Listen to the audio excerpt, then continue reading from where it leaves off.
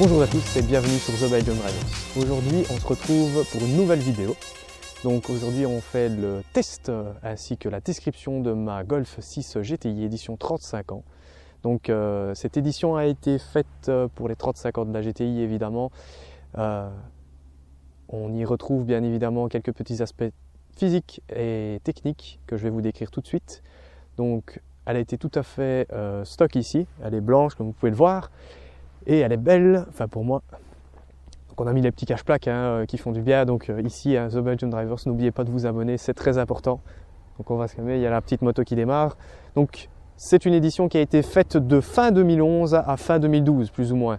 Il y existe à peu près, normalement d'après ce qu'on m'a dit, entre 4 et 5 000 exemples. Évidemment il y a la moto. Donc, il existe entre 4 et 5 000 exemplaires dans le monde, à ce qu'on m'a dit sur les trucs.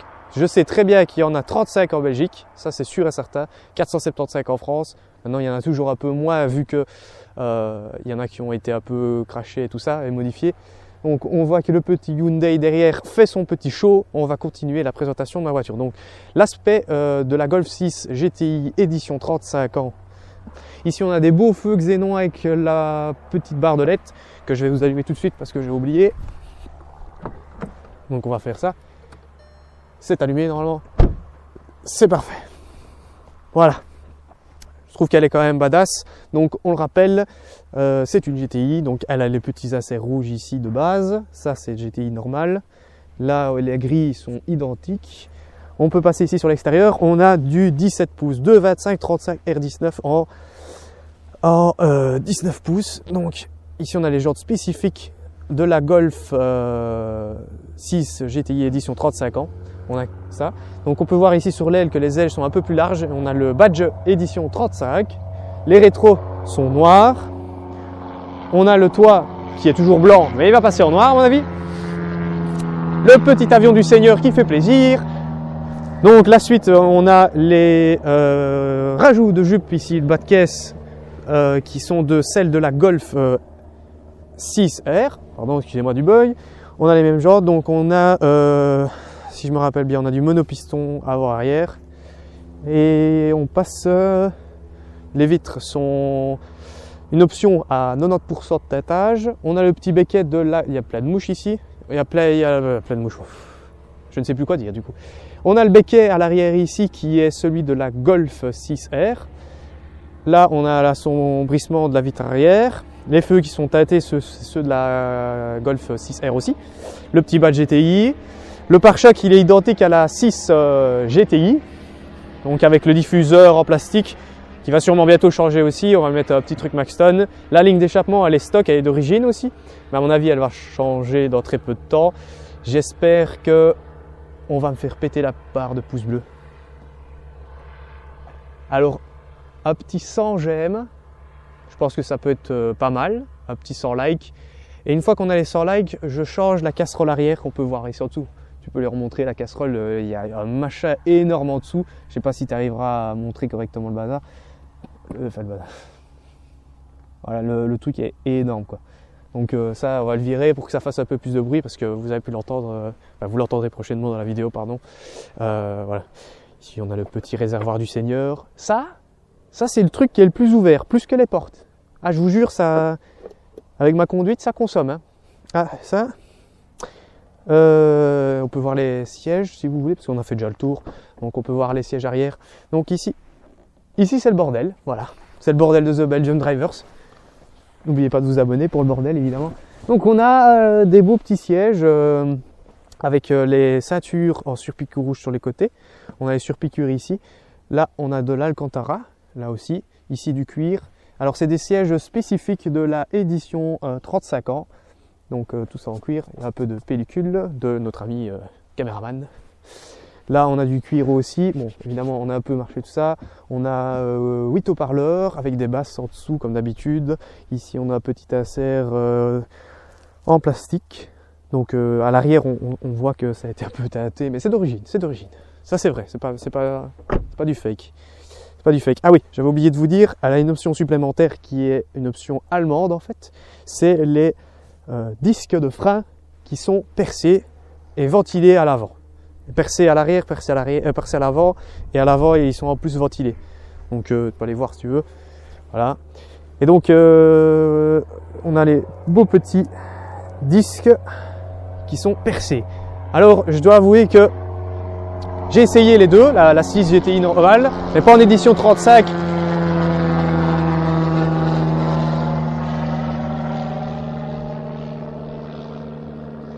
Ils aiment bien tourner aussi.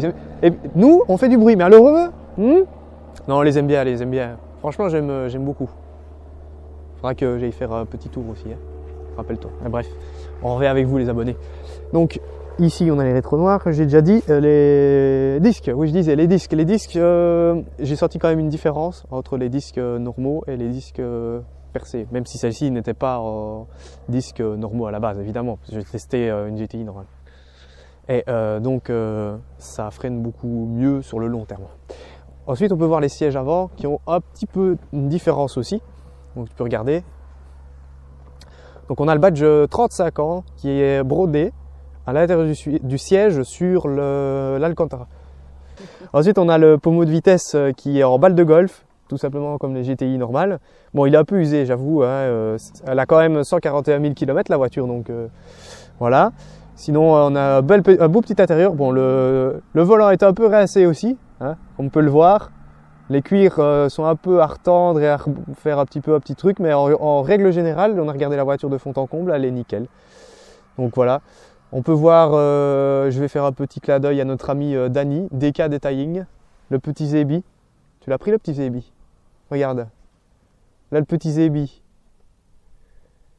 Donc on vous prépare du très lourd. Donc normalement on aura sorti déjà une vidéo, donc on vous la mettra ici avec Dany, un petit teaser avec une musique pour montrer son nouveau covering. Dites-moi si ça vous plaît au niveau de ce genre de vidéo ou vous préférez une présentation comme ceci. Donc voilà, et on vous présentera sa voiture plus ample. Excusez-moi, moi j'en perds toujours mon français comme d'habitude, vous le savez très bien. En tant que bon liégeois, on en perd, hein. On parle du nez. Et donc ensuite, on vous préparera cette belle petite vidéo. Voilà, ça sert tout seul, c'est magnifique. C'est pas besoin du pré-scène, du close door, là, comme les Audi, je ne sais plus comment ça s'appelle. Et donc on vous présentera sa belle voiture. Et lui, c'est une Golf 7 GTI Performance avec un beau petit covering. Donc on vous présentera cette voiture ici, ainsi que en Allemagne. Donc ici, je vais vous montrer vite fait le bloc moteur, qui est spécifique en fait, parce que j'ai oublié de vous le dire. Cet avion m'emmerde. Non, je rigole.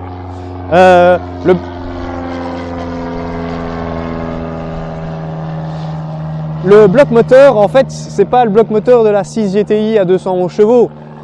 Non, je fais pas la chose à moitié. J'ai pris le bloc moteur de la Golf R. Oui, c'est le bloc de la Golf R. Pas de swap, hein. C'est d'origine. Ça, c'est la 35. Tout le monde peut regarder. Bon, tout est d'origine encore, hein. Il y a juste un petit filtre KN ici à l'intérieur de la petite boîte, puisque en fait ici le boîtier est en fait, enfin le cache moteur est en fait l'admission, donc ça repart ici, il y a le filtre là et là ça descend dans le turbo. Et donc voilà, on sent encore que le moteur est chaud. On a tiré un petit tuning et on va vous montrer ça tout de suite. Petit tuning, en avant, c'est parti.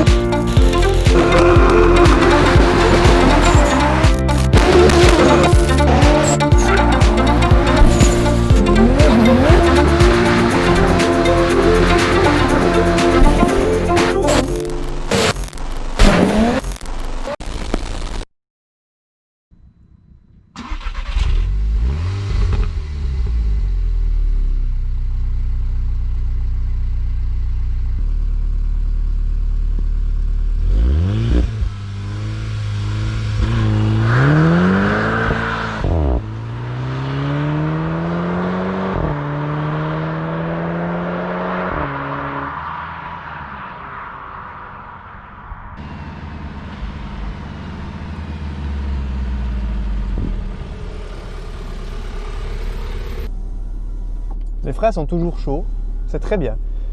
Par contre, la ligne, il nous manque vraiment ça, une ligne. Et peut-être un petit pop and banks. Mais à mon avis, ça sera plutôt une ligne. Moi je dis, parce que là...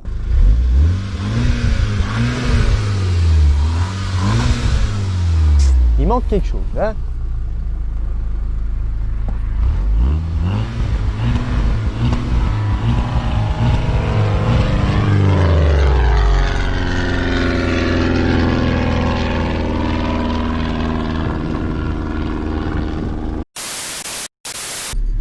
Il y en a un C2 qui arrive, on lui passe devant.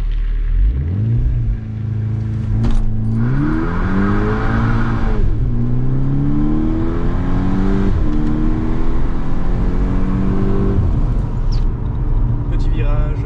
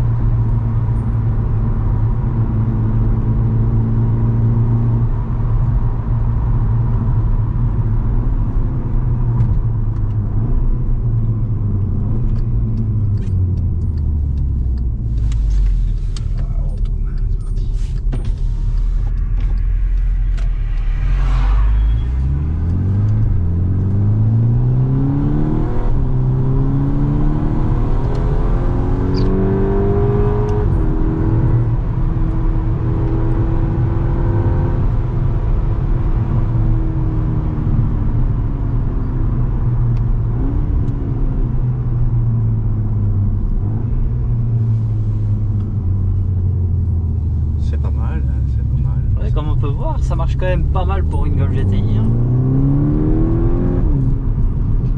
Et alors Maxime, dis-nous, est-ce que tu as du plaisir au volant de cette voiture? Ah, j'ai totalement du plaisir, elle m'offre la joie chaque jour.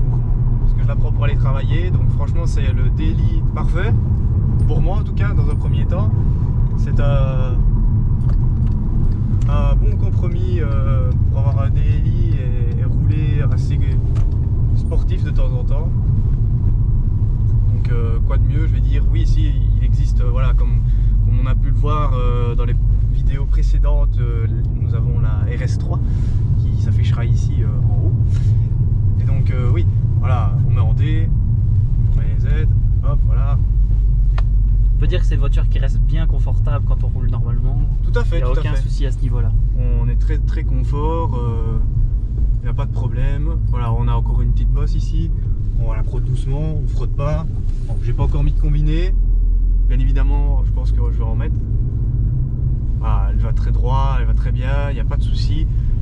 Quand on veut un peu tirer dedans, ben, y a ce qu'il faut. Bon, on va me dire, ouais, on a vu la RS3, elle va plus fort et tout ça. Oui, mais c'est pas la même gabarit. Ici, on va dire, c'est une GTI, c'est plutôt boxé dans une 208, une 308 à la limite. C'est vrai que les 308, il y en a, ils ont un beau châssis. Les Mégane RS, mais les Mégane RS ont un meilleur châssis, c'est vrai aussi. Mais celle-ci, franchement, on peut la tester ici avec le châssis. Le châssis est quand même pas mal. Il est confort quand on le veut. Si on passe en sport, voilà, rétrograde, on a du couple, on a de l'accélération, on a du son, bon, gros freinage, on passe direct.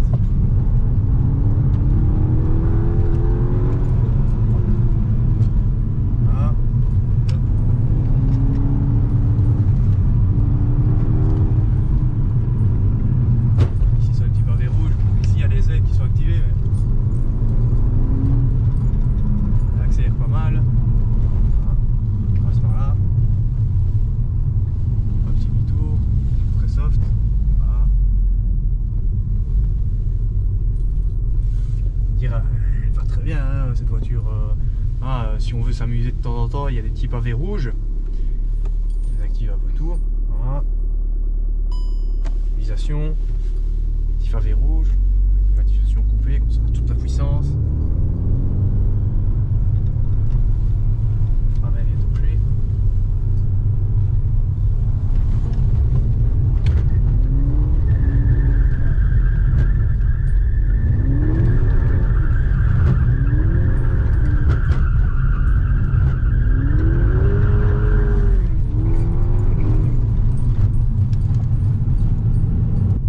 Fonctionne très très bien, je vois pas ce que je peux dire de plus. sur le point de vue. Je sais pas si tu as des On choses peut à peut-être parler de la consommation à peu près. Là, t'as combien la en roulant comme ça? consommation, en roulant comme ça fait 2 euros. Attends, je vais pas sorder, comme ça elle saute pas. Alors là, je suis voilà. À 30, je suis à 11 litres. Là, on a 13 litres, les gars.